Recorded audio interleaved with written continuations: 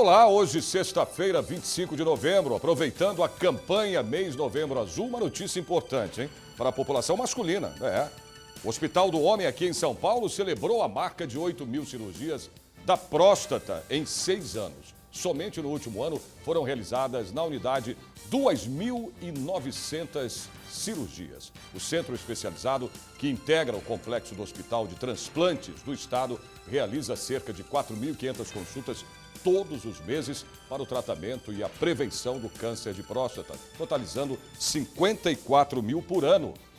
De acordo com o levantamento da instituição, 60% dos pacientes chegam ao Hospital do Homem com a doença em estágio avançado, por falta da prevenção. Segundo a pesquisa, esses homens consideram constrangedor procurar ajuda quando os sintomas iniciais da doença aparecem.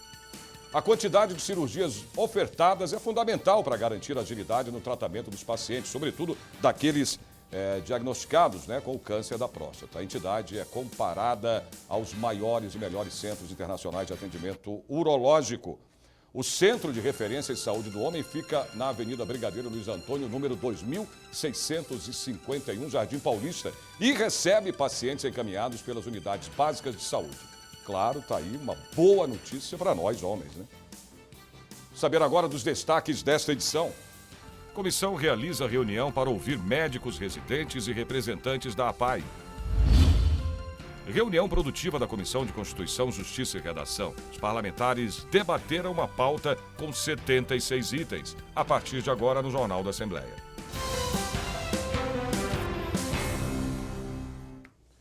Comissão de Finanças, Orçamento e Planejamento abre reunião para ouvir médicos residentes e representantes da APAI.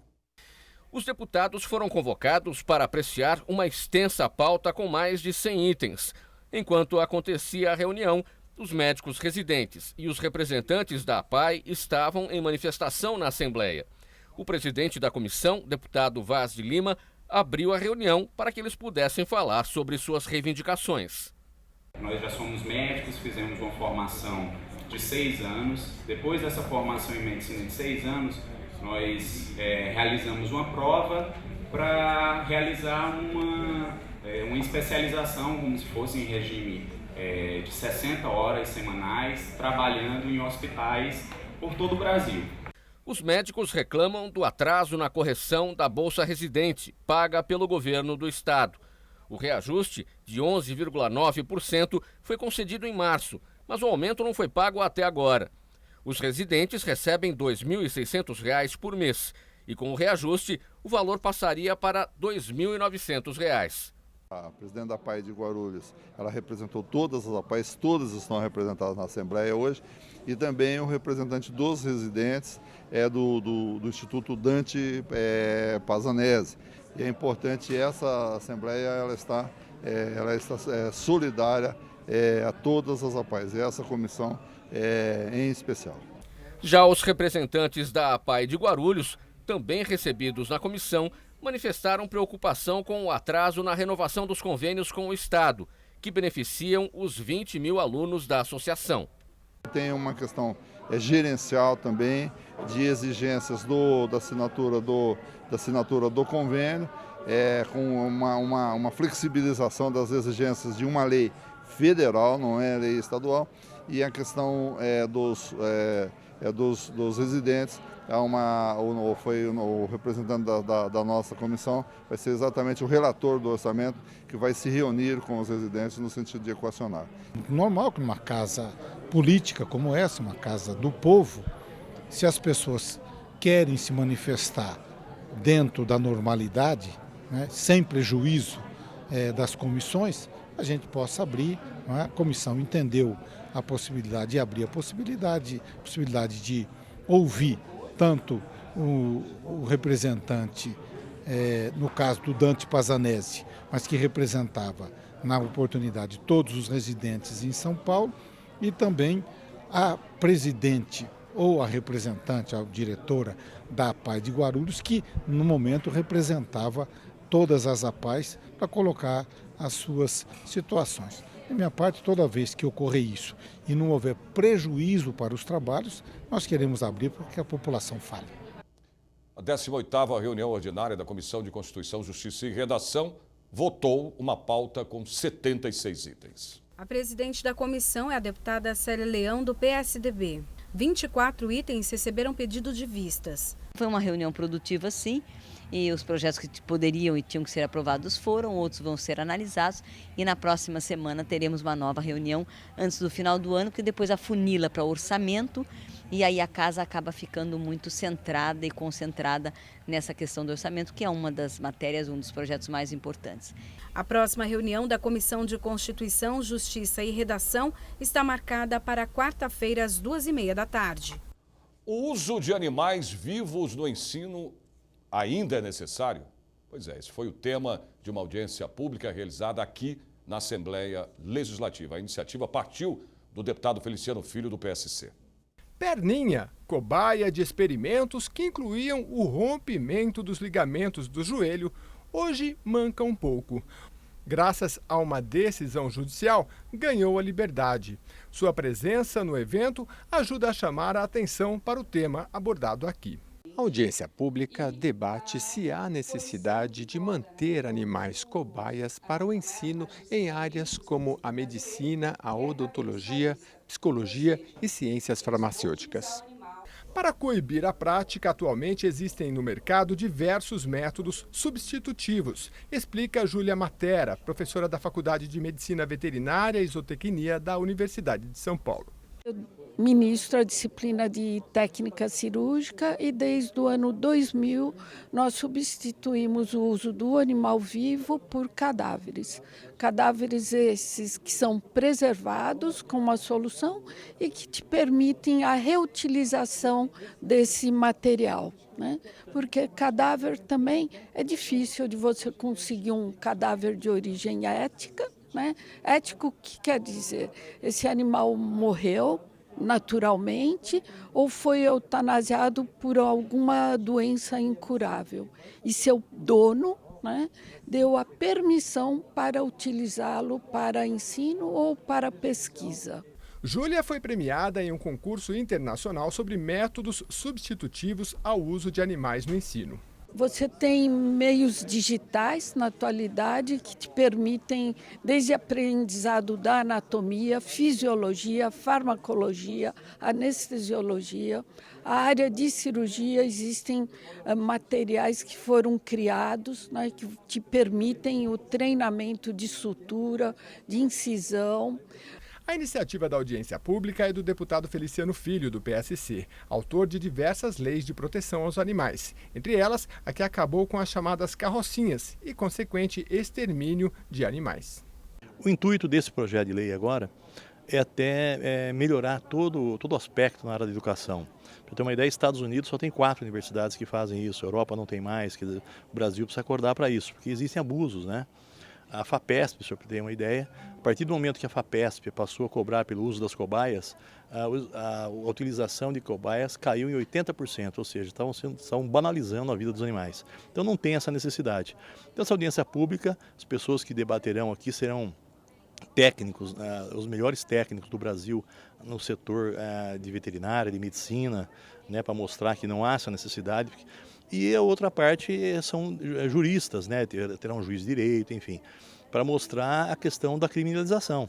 Nós temos tido aí várias faculdades de medicina veterinária, ou seja, estadual, particular, que o Ministério Público já está rastreando aqui em São Paulo, o GECAP, mas temos outras também em outros locais do Estado, que diretores estão respondendo criminalmente por isso, porque desde que haja método substitutivo, o procedimento está proibido por lei, né? O artigo 32 da Lei de Crimes Ambientais. Então, isso será bom para todos, porque isso vai também fazer com que... Porque os alunos que praticam isso acabam desensibilizando os alunos, né? Então, nós vamos mostrar nessa audiência pública o nosso interesse, que não há mais essa necessidade. E até os técnicos defendem ao contrário, né? Que a utilização de métodos substitutivos aprimora muito mais o aluno, além de humanizá-lo. Previsão do tempo para amanhã, sábado. São Paulo com sol, aumento de nuvens pela manhã e também a possibilidade de chuva na parte da tarde e à noite. A temperatura máxima chega aos 31 graus. Campinas, sol com algumas nuvens. Ao amanhecer, não chove durante o período. A máxima é de 32 graus. São José dos Campos, dia amanhece com muitas nuvens, há possibilidade de chuva no final do dia. A temperatura sobe, a máxima alcança 32 graus. Sorocaba, dia terá sol entre nuvens, faz calor, a máxima é de 31 graus. Ribeirão Preto, dia com sol, muitas nuvens, possibilidade de chuva na parte da tarde. Temperatura marca 34 graus. Comissão apura denúncia contra a grife de roupas, acusada de explorar o trabalho escravo. Voltamos já.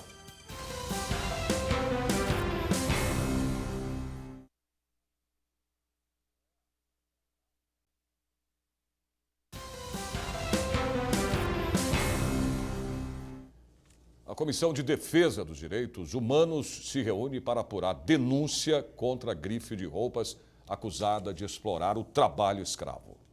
Os deputados integrantes da comissão conheceram o flagrante feito no mês de maio pela equipe do Ministério do Trabalho e Emprego em uma oficina de costura localizada na zona leste da capital, que produzia peças para a marca Brooksfield. De acordo com o auditor, a oficina foi subcontratada por um dos fornecedores da Brooksfield e a empresa definia como as roupas deveriam ser confeccionadas. A auditoria do Ministério do Trabalho estendeu essa investigação para toda essa cadeia produtiva e o que terminou por responsabilizar essa empresa pela situação encontrada desses 5 trabalhadores. E a situação é uma situação típica de trabalho análogo de escravo, descrita no artigo 149 do Código Penal, em que esses trabalhadores estavam morando num lugar que era degradante, realmente não tinha condições mínimas para que as pessoas vivessem ali. O lugar era de muita precariedade, muita fiação exposta, muita sujeira no ambiente de moradia e de trabalho, pessoas morando no mesmo ambiente em que trabalham, né? O que causa um outro problema que também vai caracterizar o trabalho análogo de escravo, que é a jornada exaustiva. É aquela jornada que não tem limite nenhum. A pessoa está morando no ambiente de trabalho, no mesmo imóvel em que funciona uma oficina de costura, trabalhando praticamente dia e noite, recebendo um valor muito menor, que vai representar muito menos do que um salário mínimo por mês, por uma jornada muito extensa de trabalho. O flagrante virou o processo movido pela Procuradora do Trabalho, Maria Beatriz Chaves, que também falou à comissão. 2 diretoras da Brooksfield, Mariana Nasralla e Juliana Antunes, também falaram aos parlamentares.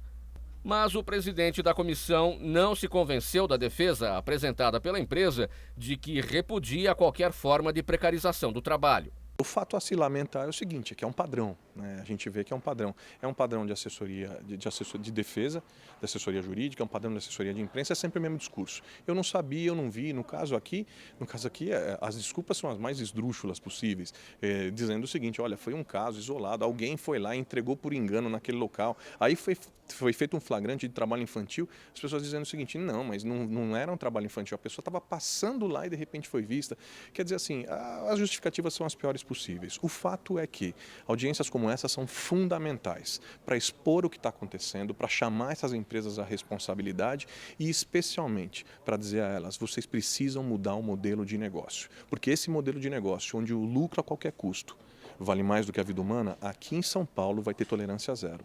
É um processo que ainda está em investigação, está ainda em origem de fatos, de levantamento documental, onde os peritos nossos, os auditores nossos ainda estão fazendo toda essa avaliação. Mas é lamentável, né?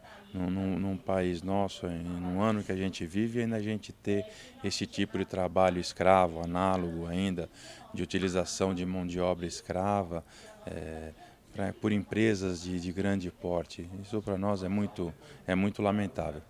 O Ministério do Trabalho e Emprego estima haver 12 mil oficinas de costura irregulares em funcionamento nas regiões metropolitanas de São Paulo e Campinas e pede para a população denunciar casos de trabalho escravo. A gente tem ainda o problema de não saber onde estão esses locais, que a maioria são dentro de casas residenciais, são locais escondidos que às vezes a gente não tem informação.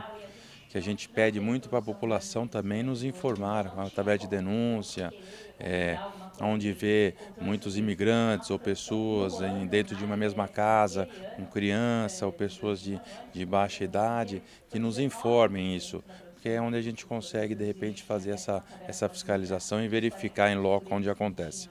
O presidente da comissão destacou que o incêndio na oficina de costura no Brás, nesta quarta-feira, evidencia as condições de trabalho nesses locais. Hoje é um triste dia, né? É um triste dia porque é um dia onde a gente trata do tema marcado por uma tragédia que era uma tragédia anunciada. Como foi a tragédia de Bangladesh, como são tantas outras tragédias. Eu me lembro, quando nós começamos a investigar esse tipo de crime aqui na comissão, eu me lembro de um caso que aconteceu na zona norte de São Paulo, onde também houve um incêndio e onde foram encontrados, eu nunca mais me esqueci daquela imagem, porque eu me lembro da imagem fotográfica, onde 2 crianças foram encontradas carbonizadas e abraçadas, 2 irmãos, porque não tiveram tempo de poder sair daquela oficina. E tudo isso pelo quê? Em nome de quê? Em nome da ambição, em nome da ganância, em nome do lucro, sabe? Assim, nós precisamos abrir os olhos da sociedade e eu não vou parar de falar. Muita gente fala, para de falar. Hoje aqui tentaram de todas as formas. Não vai falar, não vai ter. Eu vou falar, eu vou repetir, entendeu? Eu vou denunciar esses interesses, porque não se pode mais permitir que essas coisas estejam acontecendo em pleno século XXI. E não é pouca gente e não é pouco dinheiro, mas precisa ser enfrentado. Lançada na Assembleia Legislativa, a Frente Parlamentar em defesa das manifestações nas ruas. O depoimento de Débora Fabbri durou pouco mais de 20 minutos. Assim que eu cheguei na Avenida Paulista, eu já vi um muro de polícia que estava lá para intimidar todo mundo. Foi a primeira vez que eu vi isso. Em 31 de agosto de 2013, Débora estava numa manifestação na Avenida Paulista quando uma bomba atingiu seu rosto. Ela perdeu a visão do olho esquerdo. 2013 foi um ano de inúmeras manifestações. Passaram de cerca de 2.000 para mais de 1 milhão de pessoas pelas ruas. Os atos em São Paulo foram seguidos de ações violentas.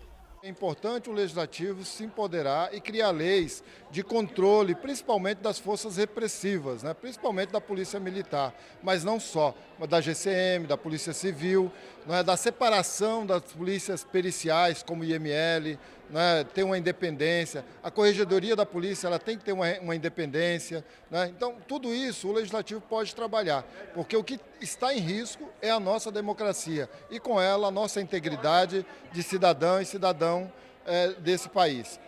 O Auditório Franco Montoro lotou. Representantes da CUT, MST, UBS, Levante Popular. Todos compareceram e participaram do lançamento da Frente Parlamentar em defesa das manifestações nas ruas. As manifestações elas sempre tinham o objetivo de sair do seu ponto de concentração e até o seu ponto de destino no seu trajeto, dialogar com a população e dialogar com o interlocutor político ali da pauta, né? No caso, o governo do estado de São Paulo, né? Entre outros, né? Então esse era o intuito das manifestações, né? E dos movimentos populares que ali estavam, né? Mas, na nossa avaliação, na medida que as manifestações foram tendo repercussão e possibilidade de influenciar alguma coisa, houve uma intervenção da polícia, a mando do governo do estado de São Paulo, né, que é a quem a PM responde, para intervir e inviabilizar as manifestações. Essa intervenção se deu a partir da violência, que infelizmente deixou marcas nas pessoas, deixa marca na vida, no psicológico e marcas físicas também, né, como foi o que aconteceu com um fotógrafo que também perdeu a visão em 2013. A nossa audiência aqui, essa audiência, o lançamento da frente, vem no sentido de fazer um contraponto a essa política autoritária e nefasta do governo Alckmin. Composta por 26 deputados estaduais, a Frente Parlamentar foi criada com um objetivo claro: atuar contra a criminalização dos movimentos sociais. É um direito constitucional da população se manifestar a favor, contra, isso independe. E por isso eu tomei a iniciativa de fazer a Frente Parlamentar. Essa Frente Parlamentar tem o papel de reunir com as entidades que nós convidamos para que a gente possa, no dia 8 de dezembro, fazer uma chamada com todas as entidades para ver qual vai ser a participação de cada uma dessas entidades na Frente Parlamentar. Mais previsão do tempo para amanhã em outras cidades do interior e também do litoral do estado. Santos amanhece com sol. Aumento de nuvens também pela manhã. A temperatura máxima chega aos 28 graus. São José do Rio Preto, sol entre nuvens. Não chove, os termômetros alcançam 33 graus. Mogi das Cruzes, o dia encoberto, permanecendo nublado no decorrer do período. A máxima é de 30 graus. Piracicaba, dia com sol, muitas nuvens, não chove. Temperatura alcança 33 graus. Líder do movimento Acorda Brasil traça o futuro do país numa palestra realizada aqui no Legislativo Paulista. A gente fala sobre isso já já.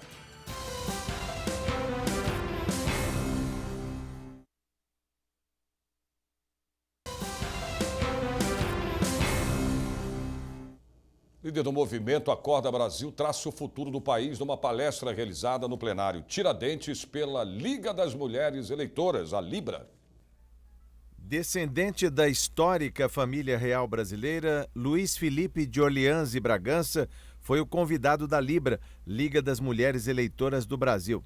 Ele veio falar sobre conjuntura política e perspectivas. Então isso poluiu a função do Estado. Luiz Felipe, que é empresário e líder do grupo Acorda Brasil, fez um diagnóstico da crise atual. Para ele, não existe prosperidade sem estabilidade política e por um longo período. Ele também criticou o excesso de poder nas mãos do presidente da República. Temos uma nova Constituição. Temos 6 Constituições em 120 anos. Isso é estabilidade política? Não. A Libra atua na defesa da democracia com estímulos à participação cidadã e à fiscalização política. O grande papel da Libra é esse, empoderamento, não só de mulheres, mas de cidadãos. Até para a gente discutir, até para a gente ir para as ruas, até para a gente se posicionar, a gente tem que ter certeza do que a gente está falando. Isso, na verdade, essas palestras, aulas, nós fizemos uma com o doutor, vocês acompanharam, e a gente sabe que a coisa mais importante hoje é a gente ter certeza do que se fala e de como se posiciona. Porque nós estamos virando as costas para a política e para o parlamento e nós sabemos que tem muita gente boa. E a gente precisa entender como é que é o sistema que nós vivemos para poder nos posicionar efetivamente. Olha, toda quinta-feira uma série de apresentações marca o projeto Quinta Musical do Departamento Cultural aqui da Assembleia Legislativa. E uma das apresentações foi, olha, no mínimo diferente, hein? Ela foi feita por um dos integrantes da equipe aqui da nossa empresa. Vamos conferir agora, da nossa emissora, melhor dizendo, hein? Vamos conferir agora na reportagem do Fernando Galassini. Quem foi, Fernando? Quem assiste à TV Assembleia sabe que diariamente a nossa programação leva aos milhões de paulistas muita informação sobre o que acontece aqui na Assembleia. Aprovação de projetos, votações, sessões parlamentares, CPIs. Uma grande variedade de programas traz até você entrevistas, entretenimento, até aula na madrugada. Leis paralelas que a gente tem que observar, títulos e qualificações que também exigem que a gente observe as legislações específicas. Boa parte da nossa programação é feita nesse estúdio de TV. Aqui, uma equipe inteira se dedica para que você veja aí a programação de qualidade que todo mundo conhece. Só que quem você não conhece são algumas pessoas dessa equipe. Olha lá o Soró, ele é assistente de estúdio. Sempre ágil, ele é o responsável por operar o TP, essa máquina que ajuda os apresentadores a lerem as notícias e também deixar tudo em ordem com o áudio de quem está no estúdio. É a mesma rotina há 16 anos, tudo com muito capricho. O trabalho do Soró não aparece em frente às câmeras, mas hoje a gente vai fazer diferente. Sérgio Everton, você que está apresentando aqui com auxílio, inclusive, do Soró, eu vou te pedir licença, porque hoje o Soró vai fazer diferente. Ele não vai ficar atrás das câmeras, ele hoje vai ficar na frente dos holofotes. Tem a sua permissão para tirá-lo? Claro, toda a permissão. Vamos lá então, Soró, me acompanha hoje. Então, te vira aí, hein?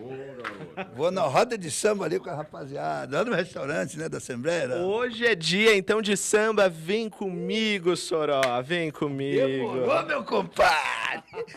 TV é ótimo porque a gente dá 2 passos e o entrevistado já até muda de roupa. Vamos, Soró, hoje é seu dia. A gente vai agora pro seu show, vamos lá. Hoje é dia de samba. Na Quinta Musical da Assembleia Legislativa, os astros da noite são o Soró e os amigos. É muita música boa, de raiz, tem até a Dona Irã Barbosa. Olá, Assim como o mestre do samba do Bexiga, Soró da Bahia, aqui é quase patrimônio entre os colegas.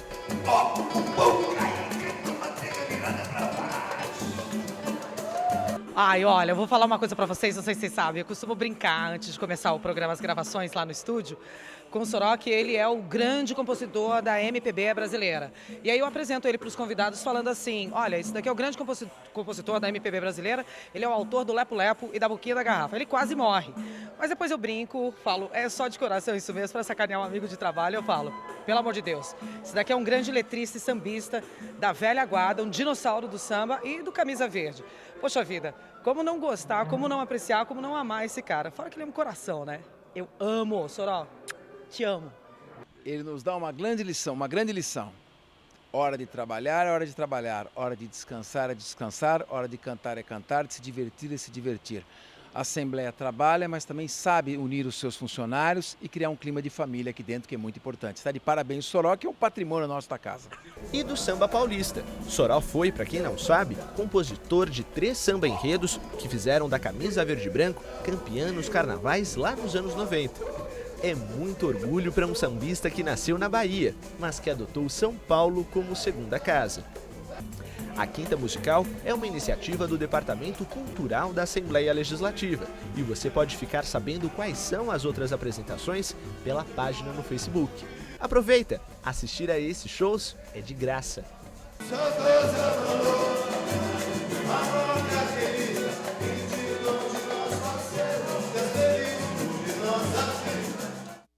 Viu o nosso presidente falando aí, tá pensando que é brincadeira? Tem talento aqui no estúdio, viu? Prefeito eleito de São Paulo, João Dória Júnior, convida especialmente para fazer parte de sua equipe de governo, presidindo o Conselho das Pessoas com Deficiência, a deputada estadual Célia Leão, do PSDB. A medida faz parte do plano de governo do novo prefeito, que vai criar os conselhos de gestão para que cada setor possa ajudar na administração do município. Vamos agora saber da previsão do tempo para amanhã em mais cidades do interior do estado. Em Franca, dia de sol com muitas nuvens na manhã. A máxima prevista é de 31 graus. Bauru, dia de sol também com nuvens durante o dia. A temperatura pode chegar a 33 graus. Limeira, sol entre nuvens pela manhã. O tempo fica fechado na parte da tarde, não chove, hein? A máxima é de 34 graus. Marília, dia começa com sol entre nuvens. Possibilidade de chuva na parte da tarde. A máxima prevista chega a 32 graus. Por hoje é só, o Jornal da Assembleia termina aqui, mas você pode acompanhar toda a programação da TV Assembleia SP através do portal, que é o al.sp.gov.br. A gente se vê de novo na segunda-feira, a partir do meio-dia. Um ótimo final de semana para você.